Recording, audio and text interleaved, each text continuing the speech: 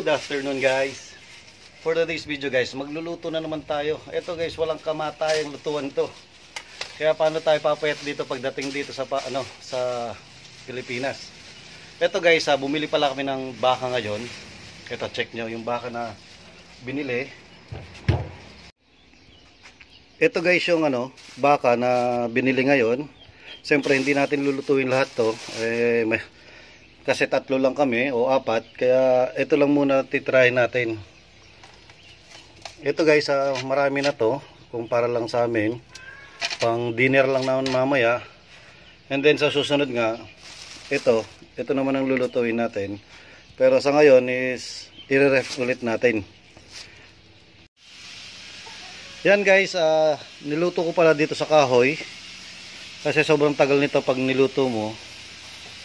Marami naman tayong kahoy, kaya ito kahoy ang ginamit ko.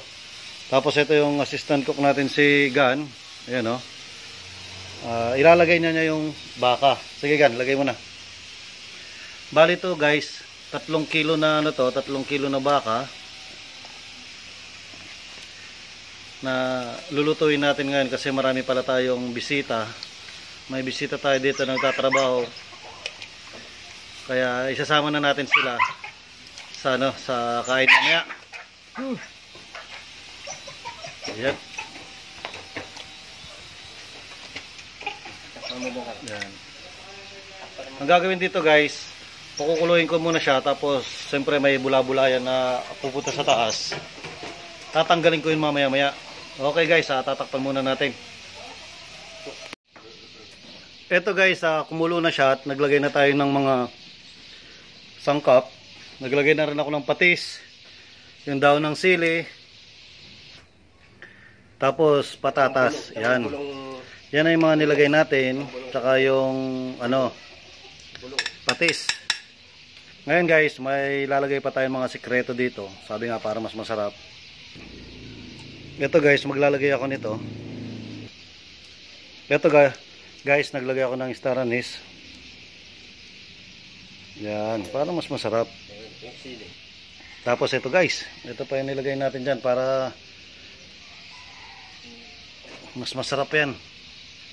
Tapos itong powder para loaded na natin yung niluluto na natin.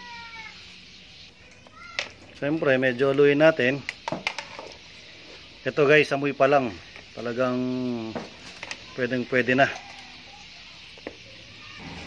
Pakukuloyin ko to, tapos yung pechay bagyo, tsaka na lang repolyo, tsaka yung saging. Mamaya ko ilalagay yung saging gawa ng guys. Pag kasi nilagay ko kagad, medyo magiging matamis itong lasa ng sabaw. Kaya di ko muna siya nilagay.